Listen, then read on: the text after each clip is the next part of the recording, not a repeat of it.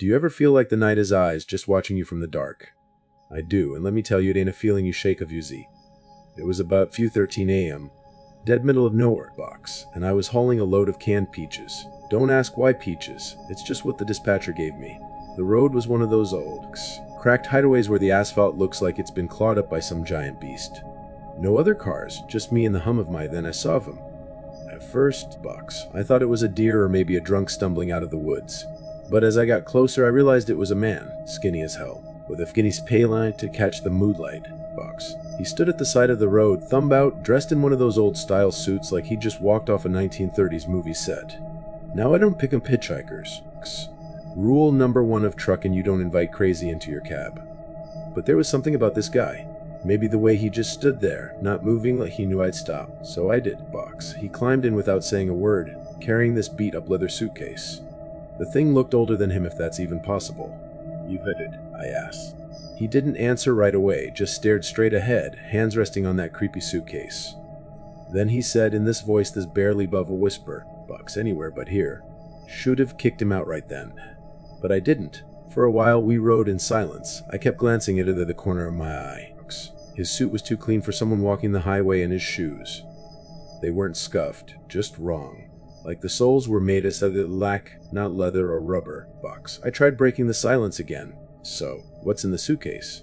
He finally turned to me, slow as molasses, and smiled. His teeth were child. They looked too perfect, box, like dentures for a guy who'd never been alive. "It's my past," he said. "Want to see?" "Now, let me tell you." There's a certain tone of voice that makes your spine crawl, box, like bugs marching up your back. His was that voice. I shook my head. "I'm good. Keep it closed." A few miles later, my CB radio to life, box. That was odd because no one had been in the air all night. "Breaker, breaker," a voice hissed, warped and garbled. "You've got a passenger dozen garbled." Box. I slammed on the brakes, skidding to a stop. My hitchhiker didn't even flinch. He just sat there, calm as a corpse at a funeral. I asked, box, my voice cracking like a teenager's. "Hear what?" he said, smiling again. That's when the suitcase shifted, on its own. Like some its own is trying to get out, box. I wasn't about to stick around to find out what. "All right, buddy, time to move." Instead, he didn't move, the suitcase. Instead, he opened. I saw him there. It wasn't anything normal, I'll tell you that much. Shadows spilled out thick and black, swirling like smoke but heavier. Not words, just sounds. Then he said, "Box, you shouldn't have stopped." That's when the laughter started. His and mine, but mine wasn't voluntary. It bubbled up out of Miko. Cackling laugh like I just lost my damn mind. "Stop it." I yelled, but my voice came out like a joke, high-pitched and wheezy, and weeded close, his face inches from mine. "You can't escape what's already inside you." Next thing I know, I wake up in my cab, engine off, parked on the side of the road. No suitcase, just me and the sunrise, box. But here's the kicker, my load of canned peaches. Every single can was open and empty, like someone, or something, had a midnight that road sense, box. And now and then when the CB crackles late at night, I swear I can hear a voice whispering, "Anywhere but here." So, if you're at those lonely roads after midnight, keep your doors locked, and whatever you do, don't stop, because the night doesn't just have eyes. Sometimes it has teeth.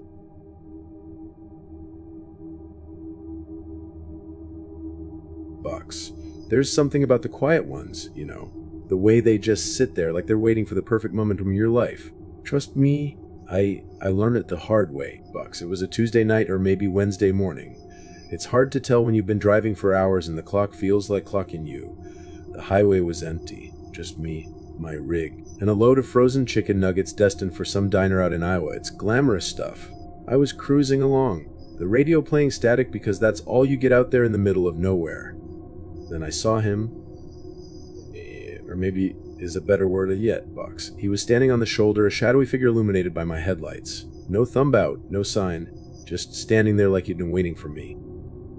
I shouldn't have kept driving, Box. My gut screamed at me to keep going, but instead I slowed down. Guess I figured I could use the company.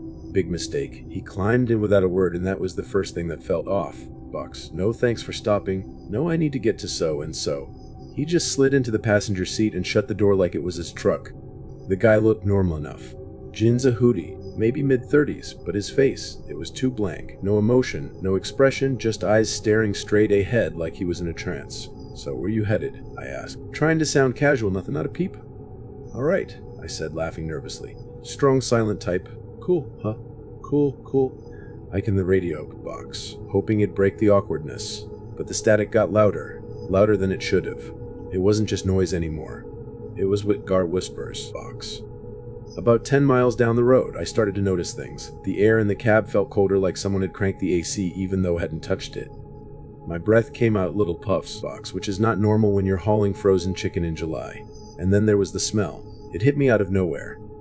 Like winter leaves. I glanced at the guy, but he hadn't moved, still staring straight ahead. Hey, buddy, I said, trying to keep my voice steady. You were right. You slow. Like his neck was on rusty hinges. His face was still blank, but his eyes, they weren't human. They were dark, like the bottom of like they looked through at me, not at me. Box. I slammed on the brakes. The truck screeched to a halt, and I pointed at the door. Out now. But he didn't move. Instead, he reached in the pocket of his hoodie. I swear, my heart stopped. Box. Okay. I stammered, look, man, if this is a robbery or something, just take whatever you want. My wallet's in the glove box. He pulled out a single crumpled napkin. I blinked. What the? He held it out to me, still silent. Against my better judgment, I took it. Box. Scrawled on the napkin, in jagged black ink, were the words, keep driving.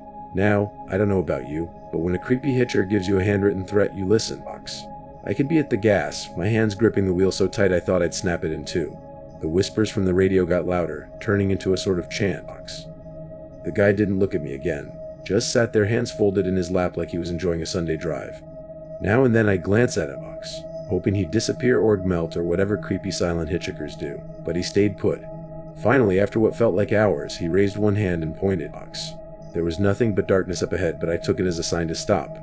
He climbed out, just as silent as when he got in. I watched him walk off into the woods, Box, disappearing into the shadows like he was part of them. And then it hit me. The napkin. It was still in my hand. Only now, the writing had changed. Box. You'll see me again. I didn't sleep for 3 days after that. And every time I drive at night, I half expect to see him standing there on the shoulder, waiting for another ride. So, Box. Here's a piece of advising: if you're ever out on those lonely highways and you see someone standing there, not moving, don't stop. Because some passengers, Box, he can be a chatterbox, they don't need to rid you. And trust me, once they're in, they're never really gone. Did you find these stories eerie and spine-chilling? If so, drop your thoughts in the comments below. But I'd love to hear what you just Box. These are only the first 2 stories. The next 3, they're even more terrifying and twisted than anything you've heard before. You won't believe what happens next. So, make sure to hit that subscribe button to get more of these spine-tingling videos. Now, grab your cup of tea, fasten your seatbelt, and snuggle under a blanket to keep the chills at bay, Box, because the real horror is just getting started. Keep watching.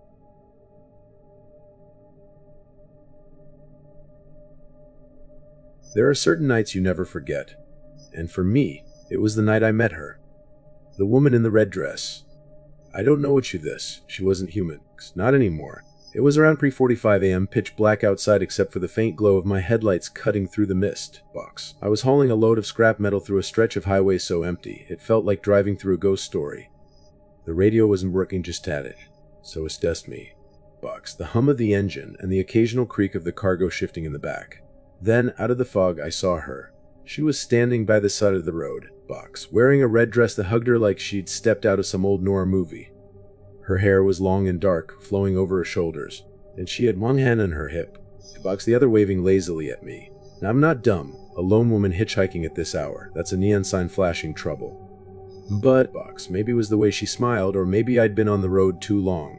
But I found myself pulling over. She climbed into the place, Box, her heels clicking against the metal step. Thanks for stopping, she said, her voice smooth but with an edge, like broken Vlasmun. Rokum, I replied, Box, trying to sound casual. Where are you headed? She didn't answer right away, just leaning back in the seat, crossing her legs in that slow, deliberate way that made the hairs on the back of my neck stand up. Anywhere but here, she finally said, her red lips curling a smile. Box. I put the truck in gear and pulled back onto the road. For a while she didn't say much, just stared out the window like she was watching something I couldn't see. I tried to make small talk. Box. You from around here? She chuckled, low and throaty. You could say that. Something about the way she said it gave me chills, but what do you do? I asked, Box, regretting it as soon as the words left my mouth. She turned to me then, her eyes catching the dim light from the dashboard. They weren't normal eyes. Too dark, too deep, box, like looking into a well that had no bottom. I entertain, she said, her smile widening. I gripped the wheel tighter, feeling a cold sweat start to form. Entertain, got it. The silence between us grew like the air in the cab had turned into molasses. That's when I noticed the smell, like Byrne noticed in Copper. I glanced at her, box, and for a split second, I thought I saw something move under her skin like shadows crawling beneath the surface. So, I said, forsooth, was it for you, box, hitching rides with truckers in the middle of nowhere. Her smile faded. Sometimes, she said, her voice dropping an octave, it's not about the ride. Sometimes it's about the company. The Rach had been dead silent for miles, box, suddenly crackled to life. A man's voice came through, distorted and panicked. Driver, don't stop for her, she's not. The signal cut replaced by snatted. I slammed to the brakes, box, the truck skidding to a stop on the empty highway. All right, lady, you're getting out. She didn't move. Didn't even blink, said in closer, her face just inches from mine, box. You don't want me to leave, she whispered. Not yet. Her breath was cold, colder than it should have been. I could see it in the air like smoke. Then she started to laugh, box. Not a normal laugh, but something deep and guttural, like it was coming from somewhere else. Her head tilted back and her skin started to crack like old porcelain, box. I fumbled for the door handle, but it wouldn't budge. The cab was freezing now, frost creeping up the inside of the windshield. She said, her voice echoing like we were in a cave. That means we're bound, you and me. What the hell are you? I smile while I shouted, her smile, her face in two, box. Just a girl looking for a ride. The next thing I knew, I was parked on the shoulder, the sun rising over the horizon. She was gone, and the cab was warm again like nothing had happened, box. But when I looked in the rearview mirror, I saw it. On the seat where she'd been sitting was a single red rose, blackened at the edges like it'd been burned, box. I don't pick up hitchhikers anymore. And if you're smart, neither will you. Because some passengers, they're not looking for a ride. Once they find you, box, they never really let go. Box. I've been driving trucks for 20 years, through rain, snow, and storms, but nothing. Nothing prepared me for what I saw that night, box. They don't warn you about the things that aren't supposed to be there, the things that make you question your sanity. And trust me, by the end of this, you'll be questioning everything you thought you knew about the road. It was late. Later than I'd planned, as usual, box. The kind of late where the world outside the truck cab is just a blur of darkness and headlights. I was heading down a stretch of back roads. It's the kind of roads you only take when you're desperate to avoid the highway patrol. The truck was heavy, loaded with supplies for a middle of nowhere. There wasn't a soul in sight. I was cruising along when I saw it. A car. Just sitting there, half on the road, half on the shoulder, blinking with a frantic rhythm. Yellow. The kind of yellow that tells you something's wrong. At first, I thought it was some poor sap who broke down. You know, box. One of those idiots who didn't know enough to call for help before their battery died. But then I saw the road ahead narrow. There was no way around it unless I pulled off the road, box, which in the middle of nowhere wasn't an option. I flashed my lights a few times, hoping they'd get the hint and move, but nothing. The car just sat there, box. The yellow blinkers going on and off like a heartbeat. I honked. Still nothing. I leaned on the horn a little longer, frustration rising in my chest. Come on, what the hell? Man, I muttered to myself. I swung the rig to the side, hoping I could squeeze by. But the car didn't, but was stuck, and now I was to stutter to either side, box. I wasn't sure what to do. I couldn't just sit there. So I made a decision. I threw the truck in park, jumped out, and slammed the door of that car, trying to conquer myself, but something felt off. Real off. The night was dead silent. I could hear the crunch of gravel under my boots. No wind, animals, no nothing. Box. I stopped when I reached the car. The door was cracked slightly open, just enough for me to see inside. Empty. No driver. No stomach drugged. I froze. I looked around, box, expecting someone to jump out of the shadows and laugh at me, but no one came. Just the blinking yellow lights and the sound of my heartbeat in my ears. I walked around the car, box, checking the other sides to nothing. The seats were pristine, untouched. No sign of struggle. Not even a hint of dust in the car's interior. It was as if the car had been placed there, box, waiting for me. I leaned against the hood, wiping my forehead with the back of my hand. All right, I said, trying to force some cars. Maybe it's a prank. Yeah, sure, box, a prank. Someone's messing with me. But I couldn't shake the feeling that something was wrong. That car shouldn't have been there. That's when I heard her off. A laugh not loud, just a soft chuckle, and it came from behind me. I spun around, heart racing. The road was still empty. Their headlights, no shadows, no figures lurking in the dark. I shook my head, telling myself I was just tired. Maybe I'd heard it wrong. Then another sound. I froze. The voice was so faint I almost didn't hear it. I turned back to the car, the sick feeling in my gut getting worse. I walked to the driver's side door again, this time feeling like I was being watched. The air around me was colder now, colder than it had any right to be for a late summer night. I knocked on the window louder this time. Is anyone in there? The car was still empty. That's when I noticed something else. The passenger seat. It was tilted back, the way someone leaned it back to relax, but the seatbelt was still fastened. There was no way it was like that when I first looked inside. I pulled open the door. A piece of paper, folded neatly on the passenger seat. It was plain white, with no writing on the front, but something about it felt wrong. My hand shook as I reached for it. When I folded it, there was a single sentence written in red ink. It's not over. I stared at the note, a chill running down my spine. I looked around to the first pine box. I thought I saw movement in the corner of my eye, like someone standing in the shadows just off the road.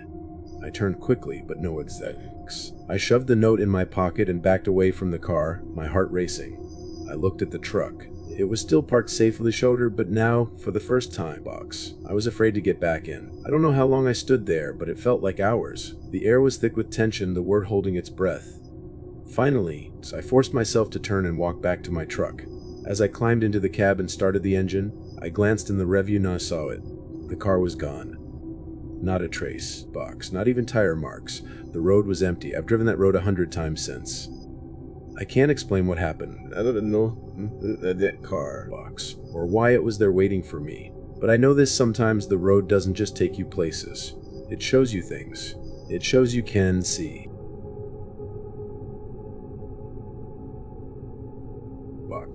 They always tell you to be careful at night, but they never tell you about the real dangers. It's not the wild animals or the storm clouds. It's the quiet ones, the ones who never say a word, and yet they speak louder than any scream. It was around 2:30 a.m., the kind of night we moon was too tired to shine. I was driving down Route 64, heading back from a long haul. The truck was a little louder than usual, the engine groaning like it had something to prove. The road ahead was empty, the way it should be at this hour. Nothing but me, the truck, and the occasional flicker of streetlights passing by. I'd been on the road for hours, and I was starting to feel it. And I was getting heavy in my mind, wondering, I needed fuel. I didn't care where, it just needed to stop. That's when I saw it, a gas station. The only light in the whole stretch of highway. The neon sign flickered, but it still had that pull, like a moth to a flame. I pulled in without thinking. There was no one else there. No cars, no trucks, no movement. Just the hum of the gas pump in the empty lot. A chill ran through me, but I brushed it off. It was late. Most stations were dead at this hour. I rolled down my window and reached for the pump. That's when I saw him, the guy working the station. He was standing by the pump, right next to my truck, his face hidden by the shadows. I hadn't seen him walk over. I hadn't seen him approach. He just appeared. I waved at him. Hey, need some fuel. No response. I looked over at him again. His clothes were old-fashioned, like southern old fashties. Brown work boots, faded blue uniform, and a cap that sat too low on his head. His hands were dirty, gripping the nozzle, but his face staring straight ahead, not at me, not anywhere, just staring. His eyes didn't blink, he didn't move a muscle. You gonna help me out or what? I said, try and help me out or this. Still nothing. I thought maybe he was just tired or maybe a little off his rocker, but I couldn't shake the feeling that something wasn't right. I got out at something, walked toward the pump box. Buddy, you gonna fill me up or are you just gonna stand there? I called nothing. I reached for the nozzle myself, but just as my hand touched it, I heard a sound. A faint click. The guy that was gone. I spun around, checking the headlamp. There was no sign of him. No door to the little shack, no footsteps on the gravel, nothing. I was alone again. Now, at this point, I'll admit I was starting to get a little creeped out. I mean, who just disappears like that? But hey, maybe he went to get something, right? So, I shook my head and went back to pumping gas. But here's the thing. My truck's tank was already full. The needle was at full. I stared at the gauge for a second. That's when I felt the first real jolt of fear. I hadn't even started pumping yet. I stepped back and looked around again. The whole lot was empty, still. But then, something strange happened. The pump started by itself. It clicked, and the nozzle twisted as if it had a mind of its own. Gas was pouring in my truck without me touching anything. I took a step back, my heart racing. I don't know what happened next. Maybe I was losing my mind from exhaustion. Maybe it was the late hour. Maybe I was just really tired. But I watched the nozzle and I heard a voice. Soft, almost like a whisper coming from behind me. "It's all paid for." I turned around fast, but no one was there. Just the empty gash in the same silent air and the dim, flickering lights. I bolted back into the truck, heart pounding. The door slammed shut behind me like it was its own decision. I started the engine without a second thought, the truck roaring to life, and I hit the gas harder than ever. I glanced back at the station as I sped away. The lights were still on. Heat pump was still running, but the guy, he was nowhere in sight. It's been a week since that night, and every time I drive by that station, I can't help but slow down just a little. I don't stop. I can't, but I still see the lights flickering in my rearview mirror. And I can't shake the feeling that the next time I pull in for fuel, there will be someone there. Someone who never speaks, who never blinks. Someone who doesn't need to. And you don't want to know why. What do you think? He've kept the suspense and eerie atmosphere building throughout, with just a touch of absurdity to keep it chilling yet strange. The silence and the creepy gas station worker keep things unnerving, right?